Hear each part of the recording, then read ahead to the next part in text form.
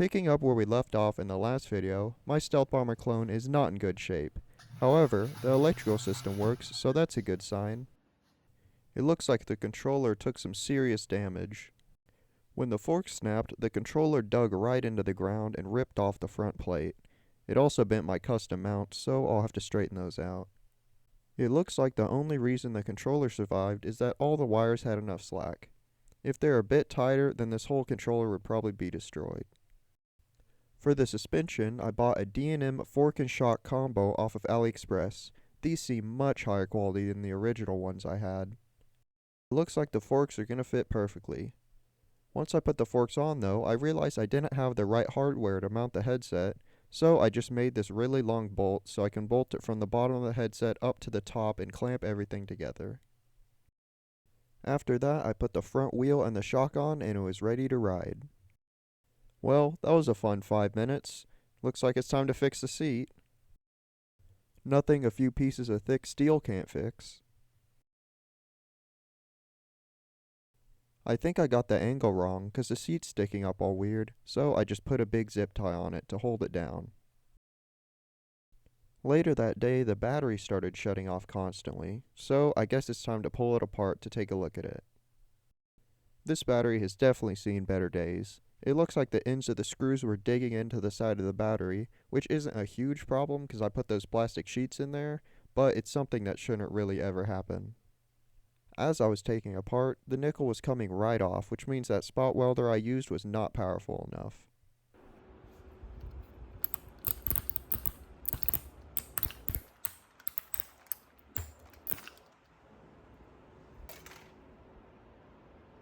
Looks like it's time for a new battery, so I went over to Battery Hookup to get some Samsung 30T cells. They're 21700 cells, so they're a bit bigger than the cells I had. They're 3 amp hour, which isn't very good, but they're 35 amp discharge each, which is pretty good. They also sell them in boxes of 20, which is super convenient for 72 volt batteries, so you just need one for each parallel group. They also had this BMS, which is pretty nice. It's a 100 amp BMS, which is less current than I need, but if you go down here you can actually see it can do 200 amp bursts for 10 seconds. Here are the cells. They come all individually wrapped, which is pretty annoying.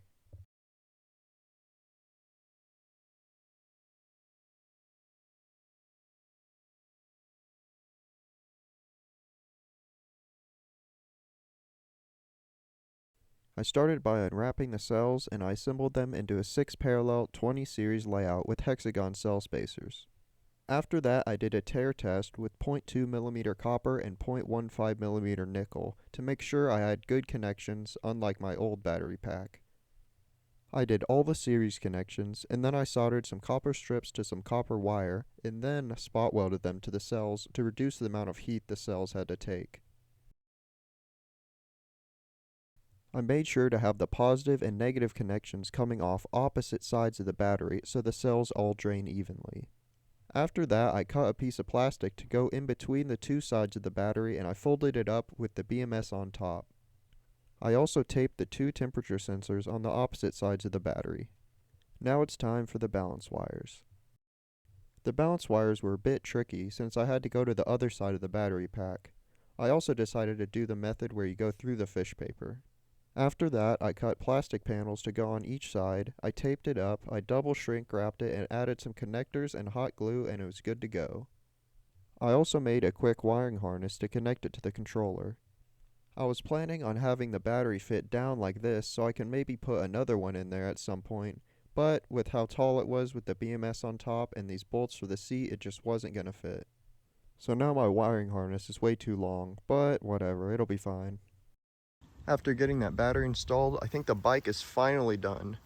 With that lighter battery combined with this new suspension, it actually feels like a finished product and not some janky bike thrown together with Amazon parts. Like I said earlier, this bike just feels so much better with the lighter battery. It feels like the suspension actually is working good, it's not just bottoming out immediately. And this battery is just insane compared to the old one. During this first ride, the bike peaked at over 12,000 watts. To put that in perspective, that's the same as 2 stock Surons, 4 dryers, or 7 standard North American outlets. You could just be cruising at 15 miles an hour. It just wheelies instantly. It's ridiculous. And to launch it, you have to be fully forward.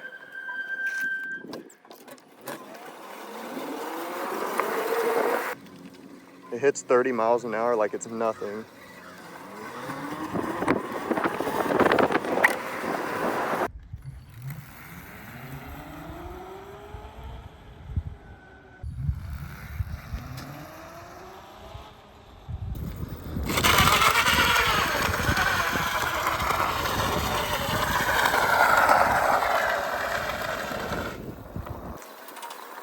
While I'm near the river, I might as well do a waterproof test. Nah, I don't think so. Over here looks better.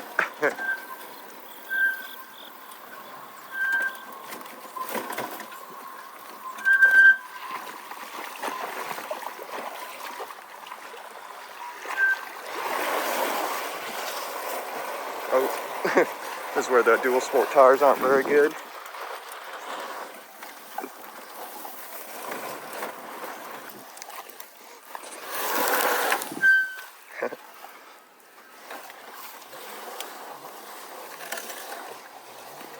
Pedal!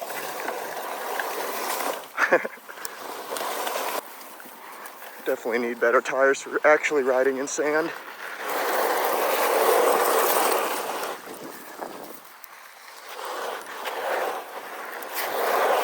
Definitely got the torque though.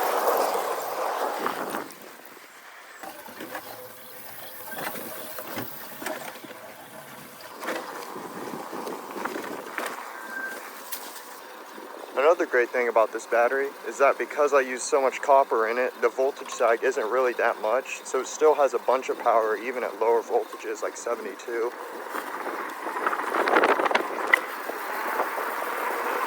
We don't have a skate park in my town, but we do have this area, which is pretty cool.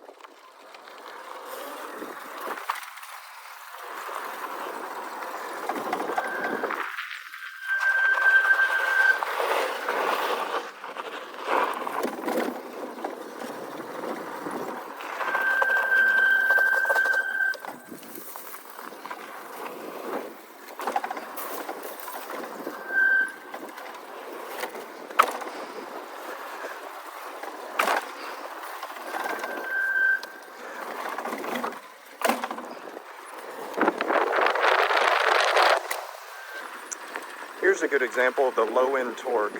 This hill is 22 degrees, so it's pretty steep. And I can just come right up to it, hit the gas, and it's trying to throw me off, so it has no problem doing this hill. Except for maybe traction. Oh, there we go. I thought that first sandbar was kinda lame, so I found a much bigger one.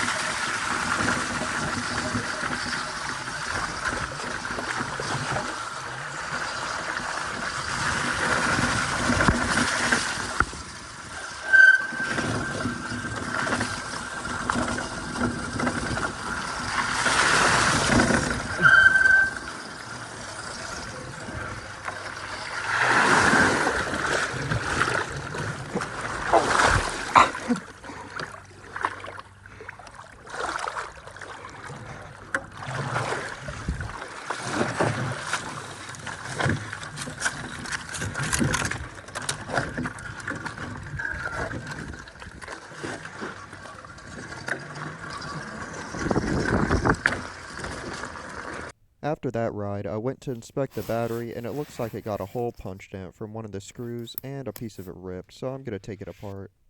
I thought that some water could have gotten into the battery, but it looks all dry.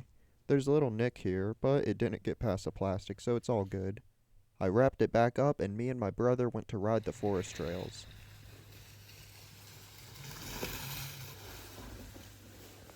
The thin layer of mud and leaves had barely any traction, but it was still pretty fun.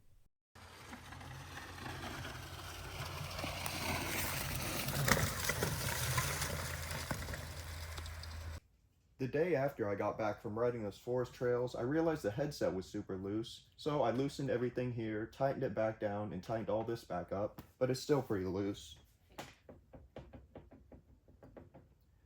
Which is annoying because I thought the bike was done. I thought I finally got a good bike. But I guess I might need a new frame. If this video gets 100,000 views in 1 month, I'll buy a new frame and I'll buy a paddle tire for the back because I really want to go explore those sandbars some more. Well, that's about it for this video. Thanks for watching.